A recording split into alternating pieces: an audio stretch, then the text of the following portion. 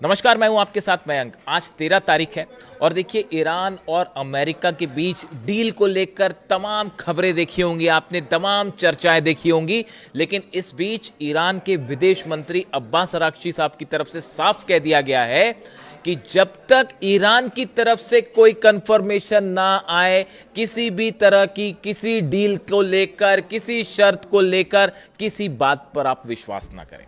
तमाम बातें दिख रही हैं कि कई ये डील हो रही है, वो डील हो रही है, ये शर्त है, वो शर्त है, जबकि हकीकत ये है कि अभी जो असल मुद्दे हैं उन पर दूर दूर तक कोई चर्चा ही नहीं हुई है। ये बात ईरान की तरफ से साफ साफ कह दी गई है। यानी डोनाल्ड ट्रंप जो दावे कर रहे हैं वो फिर से एक बार हवा हवाई साबित होते दिख रहे हैं और हॉर्मुज में तनाव बढ़ गया फिर से और वो जंग वाले हालात फिर बनते जा रहे हैं। उस पर हम अलग से बात करेंगे। लेकिन इस वीडियो में मैं एक दूसरे मुद्दे की चर्चा करना चाह रहा हूं जो कल हुआ ये, और इस पे मेरी नज़र थी। और उसके बाद जो पैनिक और टेंशन फैला अमेरिका में और अमेरिका के CIA में और मोसाद में, इजराइल की जो खुफिया एजेंसी है, वो सब के सब तनाव में आ गए। अब ये खबर क्या थी, इसको ध्यान से समझना पड़ेगा। देखिए होता क्या है कि IRIB, ये ईरान का जो स्टेट नेटवर्क है, एक न्यूज़ चैनल कह लीजिए, इनकी तरफ से एक फुटेज जारी किया गया, चलाया गया खबरों के दौरान। यानी ईरान के टीवी पे IRIB की तरफ से जो खबरें चल रही थी उस दौरान एक फुटेज चलाया गया, एक विजुअल चलाए गए।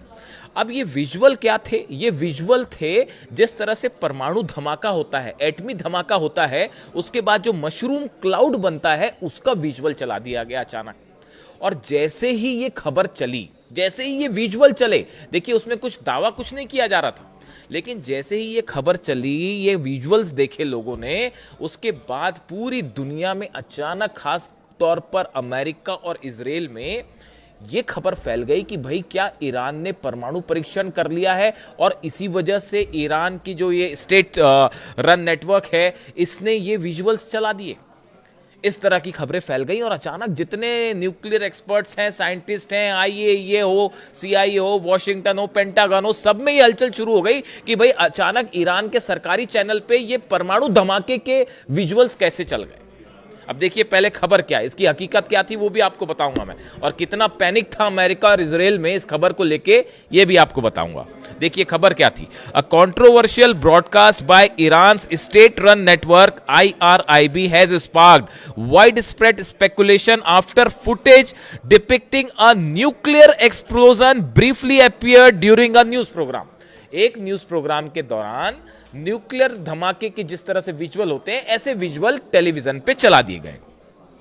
The graphics showing a blinding flash followed by a towering mushroom cloud over a city. अब ये विजुअल में क्या था, इसमें एकदम तेज धमाका होता है, जिस तरह से एटमी धमाके होते हैं उस तरह का धमाका होता है, और उसके बाद एक तेज रोशनी निकलती है और मशरूम क्लाउड बनता है। ये बिल्कुल उसी तरह का मशरूम क्लाउड था जिस तरह का न्यूक्लियर धमाके के बाद बनता है। Immediately fueled rumors online and raised questions about Iran's nuclear ambition। और जैसे ही ये खबर चली उसके बाद ये जो है, मतलब ये विजुअल चले, उसके बाद जो है ये पैनिक फैल गया कि ईरान ने या तो न्यूक्लियर टेस्ट कर लिया है या करने वाला है। इस तरह की बातें शुरू हो गई। IRIB later dismissed the incident as an editing error and denied reports that the network had been hacked। अब देखिए जब ये पैनिक हुआ उसके बाद कुछ देर बाद IRIB जिनकी तरफ से ये विजुअल चलाए गए थे, ये ईरान का जो है स्टेट रन नेटवर्क है, मतलब सरकारी एक प्रकार का चैनल आप कह लीजिए, उसकी तरफ से फिर सफाई आई। उसने सफाई ये दी कि भाई ये जो परमाणु धमाके के विजुअल चल गए ये गलती से चल गए और हमारा कोई नेटवर्क हैक भी नहीं हुआ था। इस तरह की भी खबरें थी कि हैकिंग करके ये चला दिया गया विजुअल, तो उन्होंने कहा कोई हैकिंग नहीं हुई थी और हमसे गलती से चल गया। अब देखिए न्यूज़ चैनल्स में हम लोग भी काम करते हैं, तो गलती से परमाणु धमाके के विजुअल तो नहीं चलते हैं, तो इसीलिए कहा गया, कई इंटरनेशनल एक्सपर्ट्स ने ये माना कि ये ईरान के सरकारी चैनल पे जो परमाणु धमाके के विजुअल चले, ये एक बड़ी वार्निंग थी इजराइल और अमेरिका के लिए। कुछ ही देर के लिए चले ये विजुअल्स, लेकिन पूरी दुनिया ने इसको नोटिस कर लिया। और जितनी खुफिया एजेंसीज है भाई, एक तो अमेरिका में और इजराइल में जो है वो बड़े बड़े खुफिया एक्सपर्ट्स जो हैं वो ये बैठ के ही देखते रहते हैं कि ईरान में क्या चल रहा है, वहाँ कहाँ प्रदर्शन हो रहा है, कितने लोग प्रदर्शन कर रहे हैं, टीवी पे क्या चल रहा है, प्रेस में क्या चल रहा है, वो ये इसी को फॉलो करते रहते हैं। तो वो सब बेचारे टेंशन में आ गए कि अरे ये कहीं ब्लास्ट तो नहीं कर दिया इन्होंने। तो उसके बाद उनकी तरफ से कहा गया कि नहीं, ये भाई ये गलती से चला था। अब गलती से चले को कई लोग ये भी मान रहे हैं कि ये चेतावनी थी डोनाल्ड ट्रंप के लिए और नेतान्याहू के लिए कि ये जो हमले आप कर रहे हैं और हमारे न्यूक्लियर प्रोग्राम को जो दादागिरी करके रोकने की कोशिश है, अब वो कभी भी एक हथियार का रूप भी ले सकती है। ये दबे छुपे शब्दों में वार्निंग दी गई अमेरिका को और इजराइल को। इस तरह की राय कई एक्सपर्ट्स जो हैं उन्होंने रखी है।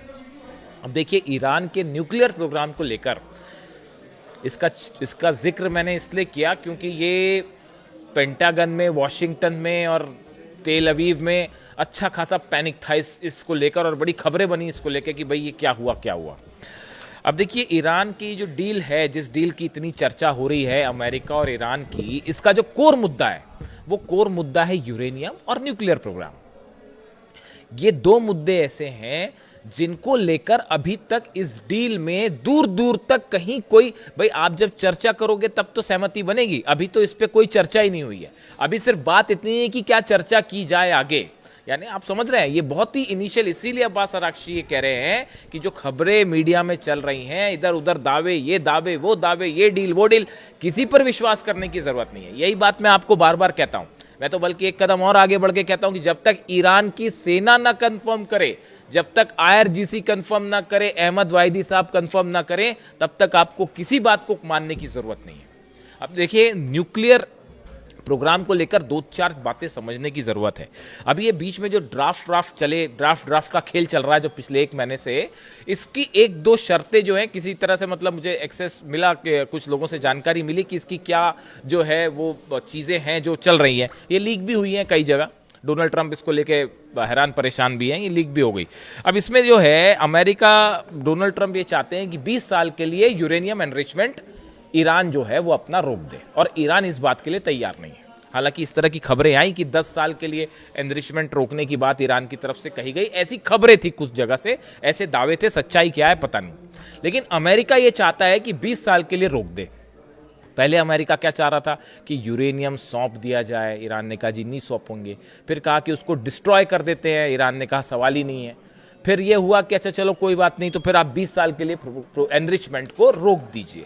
ये एक ड्राफ्ट का हिस्सा है जिसको लेकर ईरान तैयार नहीं है। तो ये पहला मुद्दा है जिसको लेकर जो जहां पेच फंसा हुआ है। दूसरी बात सुनिए, अमेरिका चाहता है कि नतांज, फोर्दो और इस्फहान में ये जो तीनों न्यूक्लियर ठिकाने हैं इनको पूरी तरह से बंद कर दिया जाए। ये मांग है अमेरिका की, और ईरान जो है वो इसके लिए कतई तैयार नहीं है। ईरान अपने न्यूक्लियर सेंटर्स क्यों बंद करेगा? हालांकि कुछ लोगों ने ऐसे दावे किए कि ईरान इन 3 में से 2 को बंद करने के लिए तैयार है, तीसरा नहीं बंद करेंगे, ऐसा कुछ लोगों का दावा था। कुछ एक्सपर्ट जो ईरान के बारे में, न्यूक्लियर मामले में जानकार हैं और जो ये शायद उनको कुछ जानकारी मिली होगी ड्राफ्ट की, ऐसी बात है, लेकिन मेरी जानकारी में ऐसा कुछ नहीं है। तो ईरान की तरफ से ये कहा गया कि हम जो है अपने न्यूक्लियर ठिकाने बंद नहीं करेंगे। अमेरिका अड़ा हुआ है कि तीनों बंद कर दीजिए। अब इसके अलावा देखिए, जो तीसरी बात है जिसको लेकर जबरदस्त कंफ्यूजन है, और मतलब ये कैसे होगा प्रैक्टिकल, इसीलिए मैं बार बार ये कहता हूं कि डील होना मुश्किल है साहब। डील होना कई जगह पेच फंसे हुए हैं। अब आप देखिए, ईरान कह रहा है, अमेरिका कह रहा है तीनों न्यूक्लियर पावर प्लांट बंद कर दीजिए, अपनी तीनों प्लांट्स जो है वो बंद कर दीजिए, नतांज, फोर्दो और इस्फहान। ईरान तैयार नहीं है। वो ये कह रहा है कि साहब जो है 20 साल के लिए रोक दीजिए एनरिचमेंट, उसके लिए तैयार नहीं है। तीसरी बात जो है, अमेरिका ये चाहता है कि ईरान के जितने न्यूक्लियर ठिकाने हैं, जहां जहां एनरिचमेंट होता है या पावर प्लांट्स हैं, वहां सब जगह IAEA को एक्सेस दिया जाए। जो इंटरनेशनल एटॉमिक एनर्जी कमीशन है, IAEA जो है, वो सब जगह जाके इंस्पेक्शन करने की अनुमति मिल जाए। अब ईरान के ये बड़े सारे जो ठिकाने हैं, ये ऐसी जगह हैं जो कि IRGC के, ईरान की सेना और IRGC के लोकेशंस हैं, जहां पर ये यूरेनियम एनरिचमेंट का काम हो रहा है, या जहां पर यूरेनियम रखा हुआ है, या जहां पर जो है न्यूक्लियर प्रोग्राम्स चल रहे हैं। ये IRGC के ठिकाने हैं साहब। ईरान ईरान की सेना के ठिकान, कौन सा देश किसी दूसरी इंस्पेक्शन एजेंसी को अपनी सेना के ठिकानों में अंदर आने की इजाजत दे देगा और कैसे दे देगा? ये संभव है? ये संभव ही नहीं है। आप समझ रहे हैं ये डील जो फंसी हुई है।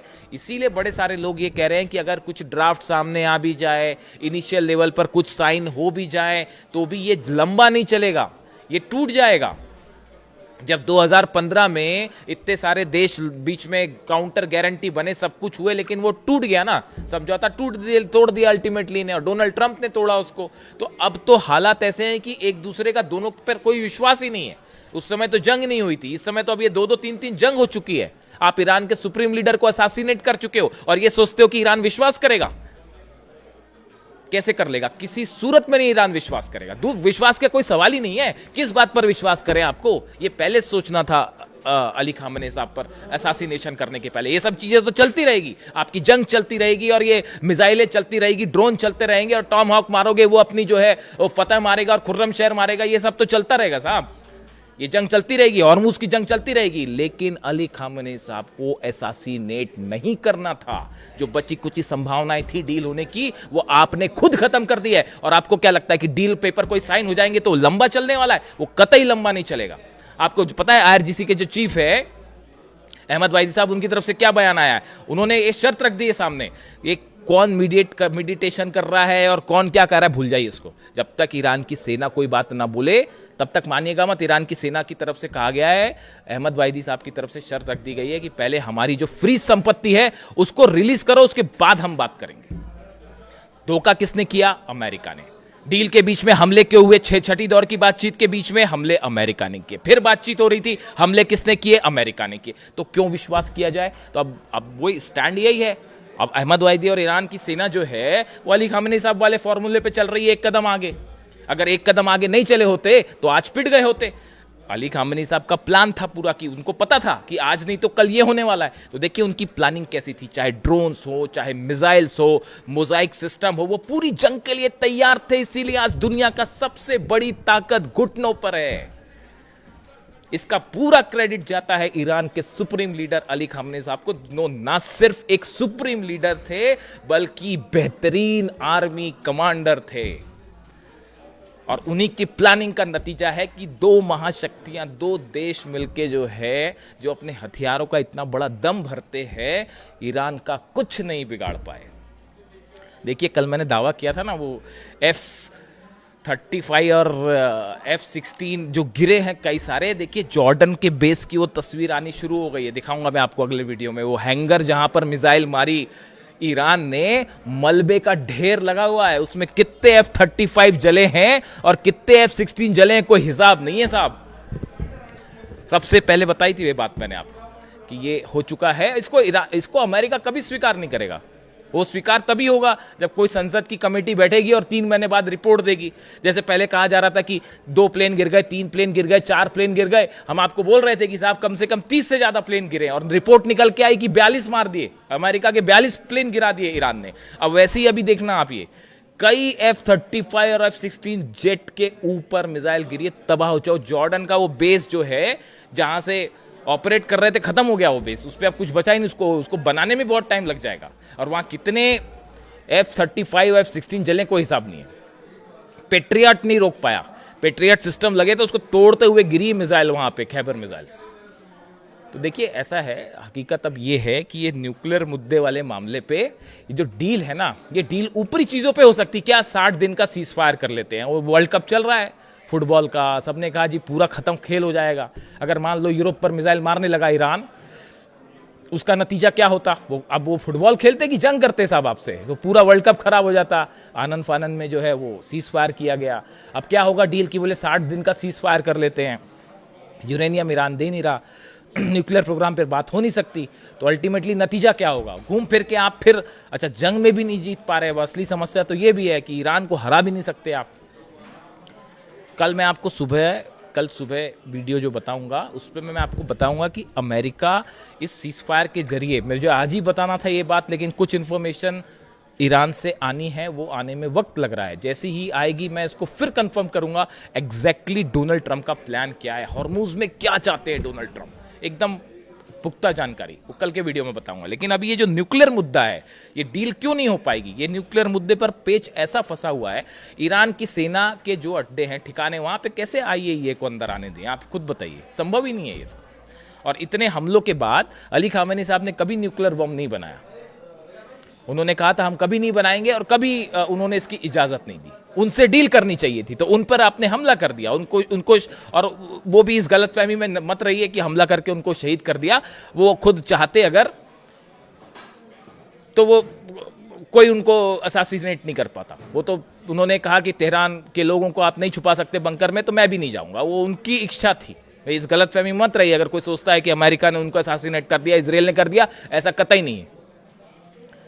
और ईरान को जीता भी नहीं जा सकता, ये बात भी, अब ये बात समझ जानी चाहिए। बात अब तक पता नहीं क्यों समझ नहीं आई, मुझे तो बड़ा हैरानी होती है। अमेरिका के थिंक टैंक्स जो हैं बड़े बड़े, वो इसराइल के, किसी को लगता है वाकई ऐसा कि ईरान को कोई हरा सकता है? कोई नहीं हरा सकता साहब, ईरान को किसी रूप में नहीं। आप ग्राउंड ऑपरेशन करेंगे तो पता नहीं क्या हो जाएगा, वो तो ब्लड बाथ हो जाएगा। जो हमला करेगा वो बहुत बुरी तरह से मुंह की खाएगा। तो अब ऐसे हालात में इन सब, अब देखिए, इसीलिए जो है नॉर्थ कोरिया ने जो है, किम जोंग उन ने न्यूक्लियर टेस्ट कर लिया। अब बोला कि भैया आप करो, अब हमले हम बताते हैं आप पे। और वो तेजी से आर्सेनल बढ़ा भी रहा है। अब वो देखिए, अब हकीकत ये है, आपको बताएं, जैसे ये ईरान पर हमला हुआ, उसके बाद से वो नॉर्थ कोरिया ने अपने न्यूक्लियर बॉम्ब बनाने की जो स्पीड है वो दुगनी कर ली है। मतलब वो मिसाइल्स भी बना रहा है, बॉम्ब्स भी बना रहा है, सब कुछ बड़े तेजी से चल रहा है। और वहां पे कई सारे न्यूक्लियर जो है वो चल रहे हैं। अच्छा, एक और बड़ी इंटरेस्टिंग जानकारी ये भी है, कई तरह की इस तरह की रिपोर्ट से बात भी कह रही है कि नॉर्थ कोरिया में जो न्यूक्लियर प्रोग्राम चल रहे हैं, इनरिचमेंट सेंटर्स चल रहे हैं, उनका बड़ा ईरान कनेक्शन भी हो सकता है। यानी इस तरह के भी दावे हैं कई कि जो ईरान का यूरेनियम है, ये हो सकता है कि उसका इनरिचमेंट प्रोग्राम जो है नॉर्थ कोरिया में चल रहा हो।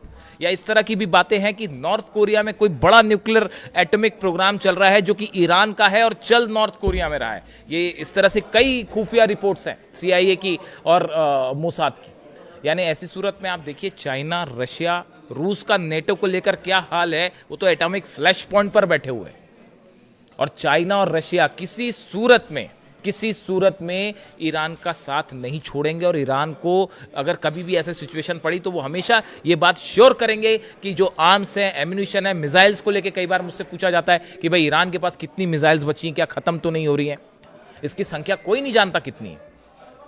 खत्म होना तो छोड़िए, वो 48 घंटे में उसने जॉर्डन, बहरीन और कुवैत में जो धुआं किया है कतर में, उससे आप अंदाज लगा लीजिए कि क्या हालात है। और ऐसे में रशिया और चाइना कभी ये आर्म एम्यूनिशन सप्लाई कम नहीं होने देंगे। यानी ये जो डील की बातें हैं तमाम, ये बहुत दूर की कौड़ी है। अगले वीडियो में एक और बड़ा खुलासा कल सुबह मैं करूंगा। वीडियो कैसा लगा कमेंट करके ज़रूर बताइए। Thank you so much.